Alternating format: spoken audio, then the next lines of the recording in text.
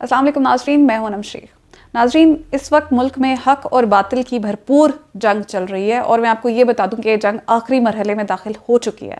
जितनी भी आज की ताज़ा तरीन अपडेट्स हैं उससे आपको आगाह करूंगी, लेकिन साथ ही कुछ लोग ऐसे हैं जिनके जो चेहरे के ऊपर नकाब पड़े हुए थे वो उतर गए, जैसे कि सहाफ़ी कामरान खान है, जिन पे मैंने कल वीडियो बनाई थी और मैंने कल उन्हें जवाब दिया था, लेकिन मुझसे ज़्यादा बेहतर जवाब दिया है उस्मान सईद बसरा साहब ने, और मैं आपको चाहती हूँ मैं ये पढ़ के सुनाऊँ। जिन लोगों ने कल की वीडियो नहीं देखी उन्हें मैं ये बता दूँ कि कामरान खान साहब ने कल एक मशवरा दिया था chief justice of Pakistan Umar Ata Bandial साहब को कि वो मुस्ताफ़ी हो जाए, और उन्होंने ये कहा था उमर अताब बंदयाल साहब को कि आप मुस्ताफ़ी होकर चीफ जस्टिस जो आने वाले नए हैं काजी फ़ाइज़ ईसा साहब, उन्हें पकड़ा दें, सारी अथॉरिटीज़ अदालतों की सारी चाबियाँ कुंजियाँ उन्हें पकड़ा के आप चले जाएं। सिटिंग चीफ जस्टिस को वो ये मशवरा दे रहे हैं कि आप उतर जाएं, क्योंकि आप जो है इस वक्त मुल्क में जो एनार्की हो रही है, सब कुछ हो रहा है, शायद आप ऐसा जो उन्होंने वर्ड्स लिखे हैं वो अब मैं क्या बोलूँ इस वक्त एग्जैक्टली, लेकिन उसका एक क्रक्स था कि आपको इस वक्त इस कुर्सी पे नहीं होना चाहिए, तो आप चले जाएं। अच्छा, अब उसके ऊपर मैंने भी कल एक वीडियो की थी, जिन्होंने नहीं देखी वो कल वाली वीडियो उठा के ज़रूर देख लें, लास्ट वीडियो जो पड़ी होगी। उसमें मैंने उन्हें जवाब दिया था कि आप लोगों को मुस्ताफ़ी हो जाना चाहिए, जिन लोगों ने एक लबादा उड़ा हुआ था सहाफ़त का, और आप यहाँ पे बैठ के लोगों के दिमाग ख़राब कर रहे हैं, 2 नंबरी कर रहे हैं, सहाफ़त के साथ भी बदयानती कर रहे हैं, लोगों के साथ जो है ये आप माइंड गेम्स खेलते हैं और आपको पीछे से चाबी घुमाई जाती है और आपसे जो दिल चाहे वो निकलवा लेते हैं। अभी उस्मान साहब ने जो इन्हें जवाब दिया है, आई अप्रिशिएट दैट, इन्होंने बहुत अच्छा जवाब दिया। आप ज़रा ये सुनिएगा, फिर उसके बाद हम इस वीडियो में आगे बढ़ते हैं। क्यों इस्तीफ़ा दें उमर बंदयाल? क्योंकि आपको व्हाट्सएप आ गया है, क्योंकि तुम्हें हुक्म आन पहुंचा है तो मुल्क का चीफ जस्टिस इस्तीफ़ा दे? शाबाश, आप जैसे लोगों ने सहाफ़त की खाल में घुसकर बहुत कारोबार कर लिया, बहुत कमाई कर ली, मोटरसाइकिल से मर्सिडीज़ तक का सफ़र तय कर लिया, ज़ुबान बेची, फ़िक्र बेची, जहन बेचा, धन बेचा, मगर अब कौम पे आपकी और आपके आकाओं की असलियत खुल चुकी है। क्यों आइन को तहफ़्फ़ुज़ देना जुर्म है? क्यों 90 रोज़ में इंतखाबात आइन का हुक्म नहीं? क्यों दे इस्तीफ़ा? क्योंकि वो ताकतवरों के इलेक्शन मुलतवी कराओ मुहिम का हिस्सा बनने से इनकारी हैं। क्यों दे इस्तीफ़ा? क्योंकि उनके साथी जजेस नज़रिया ज़रूरत के साथ हैं। इस्तीफ़ा आप दें जो फ़िक्री बदयानत हैं। इस्तीफ़ा वो दें जो नज़रिया ज़रूरत के साथ हैं। इस्तीफ़ा वो दें जो मुल्क में स्याह सफ़ेद के मालिक बने हुए हैं और कल कहते मुल्क में अनारकी, तबाही है, दहशत है। इस्तीफ़ा वो दें जो आइन शिकनी के मुर्तकिब, वो भी जो उनका आलाकार है। हम हुसैन के पैरोकार हैं, बदतर हैं तो भी 40,000 से लड़ेंगे। शुक्र है आप उस दौर के मुफक्किर नहीं थे, वरना हुसैन को मुस्ताफ़ी होने का मशवरा दे देते। मशवरा दे डालते। हम 313 की सुन्नत पे अमल पैरा हैं जो हज़ारों से लड़ गए थे। अल्लाह का शुक्र आप तब प्रोग्राम नहीं कर रहे थे, वरना आप तो कहते अब बातिल की तादाद ज़्यादा है, अब हक को मुस्ताफ़ी हो जाना चाहिए। कामरान साहब, मैं आपका फॉलोअर रहा, आपको सुनता रहा, मगर आप जैसे लोगों को अब मुस्ताफ़ी हो जाना चाहिए, क्योंकि आप लोगों को तादाद में तोल रहे हैं।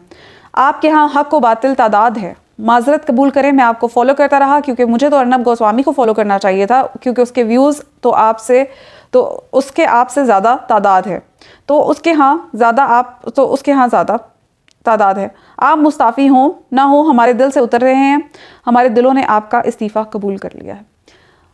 Excellent reply from Usman Saeed Basra.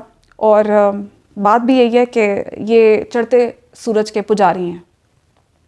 Kamran Khan जैसे लोग चढ़ते सूरज के पुजारी हैं। इन्हें जहाँ से नज़र आता है कि सूरज तलू होने लगा है, वहाँ पे उसकी पूजा शुरू कर देते हैं।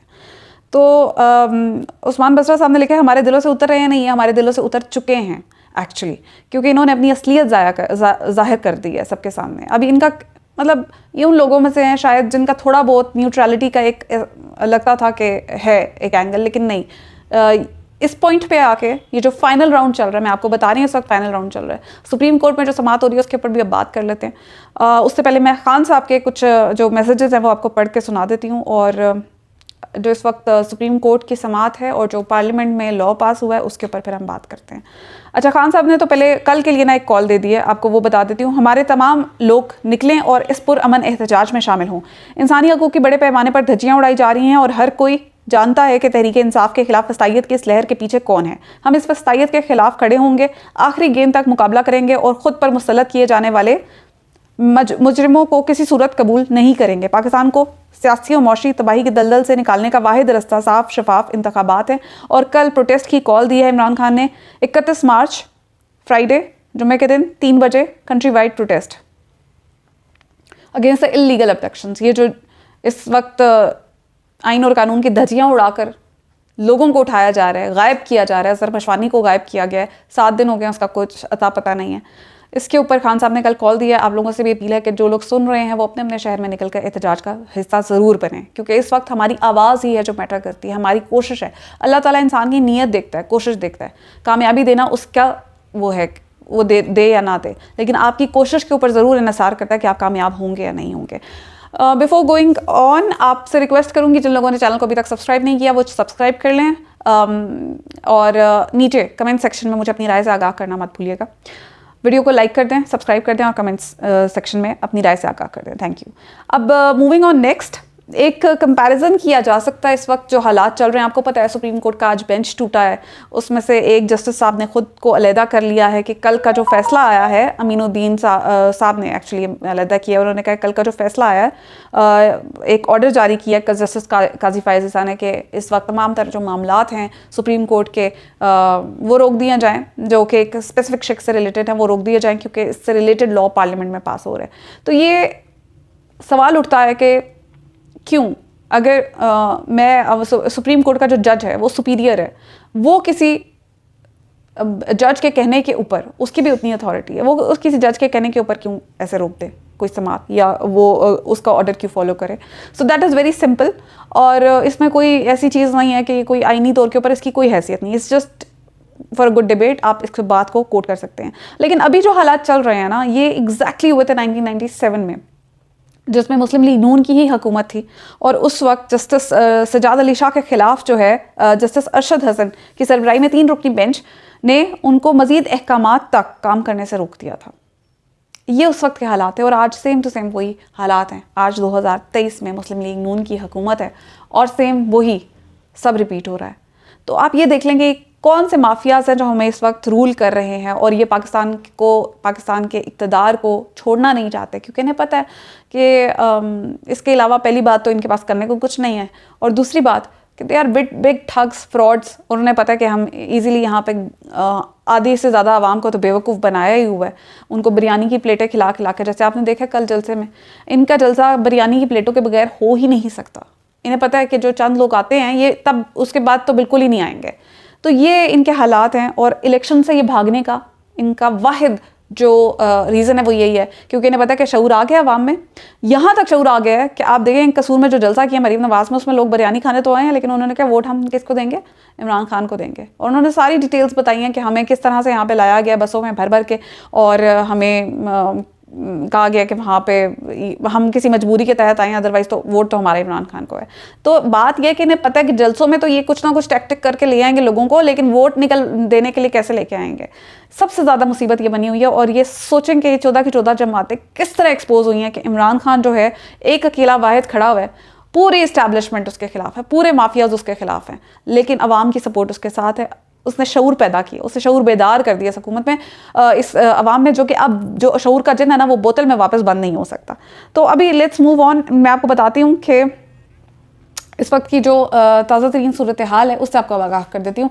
लाहौर हाई कोर्ट ने बगावत का जी आज मुकदमा दर्ज करने के कानून को कलअदम करार दे दिया। ये एक बहुत बड़ी डेवलपमेंट है, क्योंकि उन्होंने कहा है कि ये जिस तरह से इसको यूज़ किया जा रहा है, एक्चुअली में ये जो कानून है ना, ये आइन के इजहारे राय की जो आज़ादी है उसकी शिक के ख़िलाफ़ है।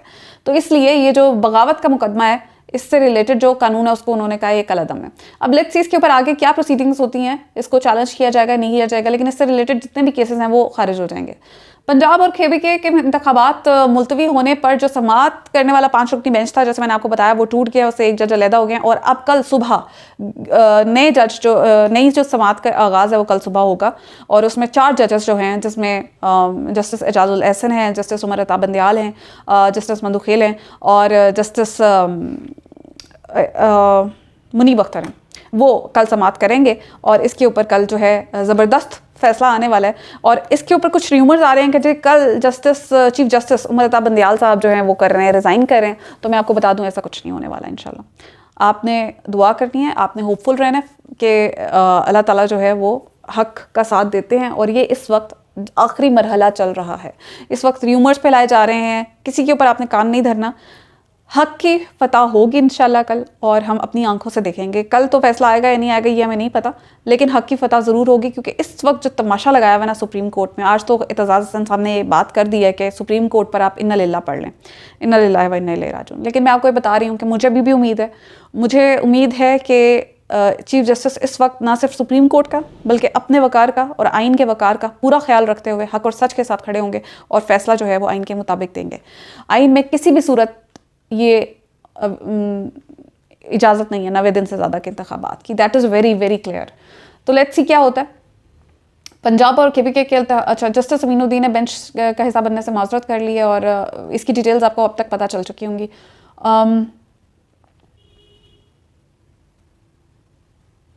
हाँ, बिल के बारे में बात कर लेते हैं कि सुप्रीम कोर्ट में कवायद और तरीक़ाकार में तब्दीली का बिल जो है वो आज सेनेट से मंजूर हो गया, और इसके बारे में मैं आपको इम्पोर्टेंट बात बताने वाली हूँ कि जो बिल सेनेट से मंजूर हुआ है इसकी कोई वक़्त नहीं है, इसकी कोई हैसियत नहीं है, क्योंकि कानूनी माहिरीन इसके बारे में क्या कह रहे हैं वो मैं आपको पढ़ के सुना देती हूँ। अहमद पनसोटा साहब हैं, उन्होंने इसके ऊपर अपना नुक्ता नज़र क्लियर किया कि कॉन्स्टिट्यूशन है सुप्रीम, आइन जो है वो सबसे ज़्यादा सुप्रीम है।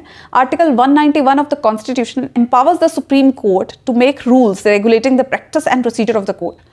It has been held in 1992 that Supreme Court, acting under rules framed by virtue of the constitutional power, was not bound to follow any other statutory dispensation which came in conflict with the independence of judiciary.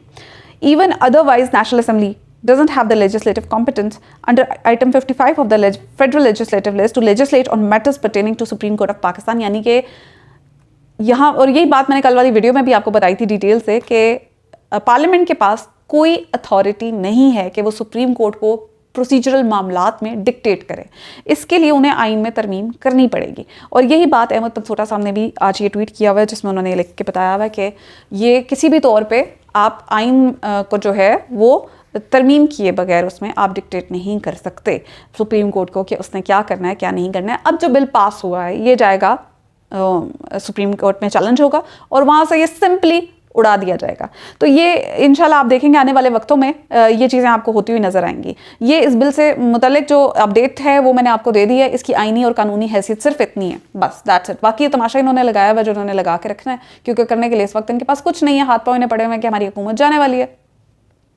अच्छा, इसहाक डार की फिर से मीसाक मईशत की जो दावत है उसके ऊपर बात कर लेते हैं कि इसहाक डार साहब दोबारा से एक मीसाक मईशत के ऊपर कह रहे हैं आए सब बैठें, इसके ऊपर सियासत नहीं होनी चाहिए। भाई क्यों बैठे सब, मतलब रह कौन गया बैठने के लिए? 14 जमातें तो आप लोग बैठी हुई हैं इस वक्त पार्लियामेंट में, तो मीसाक मईशत बना लें। एक खाली PTI को क्यों मिन्नतें कर रहे हैं आप कि आप आके मीसाक मईशत के अंदर आपको दावत दी जाती है? जिस चीज़ जो आपने कोई आइन और कानून का पास रखा है, जो आपको मीसाक मईशत की इतनी ज़्यादा पेट में दर्द हो रहा है, कोई ये सब तमाशा बनाया गया। इन्हें पता है कि इकोनॉमी का बेड़ा गर्क हो चुका है, कोलैप्स कर चुकी है, और ये सिर्फ ये चाहते हैं कि सारे सिग्नेचर जो है सब कर दे कि भाई सब मिल के जो है बैठते हैं, इसके ऊपर बात करते हैं, इसको ठीक करते हैं, करना वरना कुछ नहीं, सब रिस्पॉन्सिबल सब होंगे इकोनॉमी के लिए। लेकिन सब जानते हैं कि इमरान खान डॉलर कहाँ छोड़ के गया था, तेल की कीमतें कहाँ छोड़ के गया था, इकोनॉमी कहाँ छोड़ के गया था, GDP कहाँ छोड़ के गया था, फॉरेन रिजर्व्स कहाँ छोड़ के गया था, और आज वो कहाँ हैं।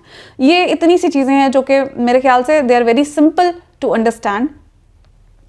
शहबाज हुकूमत का जस्टिस काजी फाइज ईसा के खिलाफ जो रेवेन्यू रेफरेंस था, वो जो रेफरेंस था वो उन्होंने आज वापस लिया 1 साल बाद। मतलब टाइमिंग्स देखें कि कल काजी फाइज ईसा ने लेटर लिखा है अपनी चीफ जस्टिस के अगेंस्ट, और आज उनके खिलाफ रेफरेंस वापस आ गया। डॉट्स आप खुद कनेक्ट कर सकते हैं। आई थिंक आप इतने इंटेलिजेंट हैं कि क्या चल रहा है। Next move on. Chief justice को खसूसी बेंच बनाने और किसी बेंच को जज को बेंच से अलग करने का इख्तियार नहीं है। जस्टिस काजी फाइज ईसा की सरबराही में 3 रुकनी बेंच का ये जो फैसला आया था, हाँ बिल्कुल इंपॉर्टेंट चीज़, इस फैसले के बाद एक और जो है वो इख्तलाफी नोट आया, उसके बारे में मैं आपको बता देती हूँ। उसको नोटिस इख्तियार से मुतल्लिक जस्टिस काजी फाइज ईसा के फैसले के खिलाफ जस्टिस शाहिद वहीद का इख्तलाफी नोट। बेंचेस तश्कील देना चीफ जस्टिस का इंतज़ामी इख्तियार है। जजेस बेंच की तश्कील पर एतराज़ नहीं उठा सकते। चीफ जस्टिस काजी फाइज ईसा के फैसले से मुतल्लिक जस्टिस शाहिद वहीद जो है उन्होंने ये नोट जारी किया है कि हम कोई नहीं होते चीफ जस्टिस के मामलात में दखल अंदाजी करने वाले। बेसिकली इसका ये मतलब है। तो ये भी एक इख्तलाफी नोट हमारे सामने आ गया है। अच्छा, आटे के हसूल के लिए आपको पता है 9 लोगों से 9 to 10 people they died approximately आटा हासिल करने के लिए, और वो आटा जो कि खुद खाने के काबिल नहीं है, और उस आटे के ऊपर नदीम अफजल चंद भी आज बोल पड़े हैं कि ये आटा ना हम खाएंगे ना हमारे इवन कोई अफसर तक नहीं खाएगा, तो ये आटा जो गरीबों को दिया जा रहा है ये जुल्म किया जा रहा है। अच्छा, अब नेक्स्ट इसके बारे में तो आपको आटे के ऊपर तो मैं रोज़ बात करती हूँ, आप सुनते होंगे। आज तक की अभी जो तोशा खाना केस है उसके बारे में बात कर लेते हैं कि इमरान खान को आज हाजिरी से इस्तशना की दरख्वास्त मंजूर हो गई है और उनके जो नाकाबिले ज़मानत वारंट वो मुअत्तल हो गए हैं कल तक के लिए। और नैब की जो केस तोशा खाना केस की तहकीकात में नैब का भेजा गया जो मंजर आम पर आज एक सवालनामा आया था ना, उसके अंदर नैब ने इमरान खान से 12 सवालात के जवाब मांगे हैं, लेकिन इमरान खान साहब ने भी उसको चैलेंज किया है और उसकी डिटेल्स हम फिर डिस्कस कर लेंगे। इमरान खान के खिलाफ जो टेरियन केस है उसके बारे में उसके काबिल समात होने या ना होने पर फैसला महफूज कर लिया गया है। लाहौर हाई कोर्ट का अजहर मशवानी को पेश करने का हुक्म और साथ ही इस पर दर्ज किए गए मुकदमात की तफसीलात मांग ली गई हैं। और खातून जज धमकी केस में इमरान खान के नाकाबिल ज़मानत, ये मैंने आपको बता दिया, वारंट गिरफ्तारी मुअत्तल हो गए हैं कल तक। और इसके अलावा फवाद चौधरी साहब ने जो बयान दिया है कि अगर पंजाब और KPK में आइन पर अमल नहीं हुआ और इंतखाबात ना हुए तो इसका सीधा मतलब पाकिस्तान में एक गैर आइनी सेटअप का क़याम होगा। मरीम नवाज का कसूर में की गई जो तकरीर है उसके अंदर जो उन्होंने गलीज़ ज़बान इस्तेमाल की इमरान खान के खिलाफ, अजीब व गरीब किस्म के लफ्ज़ गधा, नशई और काला सा घूंघट निकाल कर दुल्हन बन जाता है, इसे चिड़ियाघर में रखना चाहिए। आप ज़रा इमेजिन करें ये अल्फाज अगर खान साहब के मुंह से निकलें तो कितनी चीखें निकलेंगी। और लेकिन वो बोल रही हैं और इनके जो पे रोल के ऊपर सहाफ़ी हैं, जो कि सो कॉल्ड सहाफ़ी कहना पड़ता है उन्हें, वो इसके ऊपर कुछ नहीं बोलेंगे, ठीक है। लेकिन ज़रा सी बात कोई दूसरी तरफ से होती है, कोई फवाद चौधरी ट्वीट कर देते तो आसमा शराजी का साथ ही ट्वीट आ जाता है कि ओह ये आपने तो बहुत बड़ा गुनाह कर दिया, लेकिन ये इस बकवास के ऊपर कोई नहीं बोलेगा। एंड एक्चुअली इनका ये फ्रस्ट्रेशन है जो बाहर आ रही है, इससे ज़्यादा कुछ नहीं है। और इमरान खान साहब कभी ऐसे अल्फाज इस्तेमाल करेंगे ही नहीं, क्योंकि उन्हें पता है उनका स्टैचर क्या है। इनका तो कोई स्टैचर है नहीं, इनकी तो कोई इज्जत है नहीं, तो ये कोई भी ज़ुबान इस्तेमाल कर सकते हैं, इससे कोई फ़र्क नहीं पड़ता। Very simple. वज़ीर मुमलिकत बराए ख़जाना आयशा गोस्त पाशा का कहना है कि IMF का पाकिस्तान पर एतमाद ख़त्म हो चुका है। हमने प्रोग्राम की बहाली के लिए कई मुश्किल फ़ैसले किए हैं, ताहम IMF के साथ एतमाद की बहाली में वक्त लग रहा है। बहाली में क्या वक्त लगना है, आपने पाकिस्तान का पट्टा बिठा दिया हुआ है और बेड़ा गर्क हो चुका है, इकॉनमी का बेड़ा गर्क हो चुका है। इंटरनेशनल जितनी इंडिकेटर्स हैं वो पाकिस्तान के खिलाफ आ रहे हैं और अभी तो आगे भी आएंगे, अभी तो बड़ा कुछ होने वाला है इंटरनेशनली। अब तक के लिए इतना ही, अपना ख्याल रखिएगा। पाकिस्तान जिंदाबाद।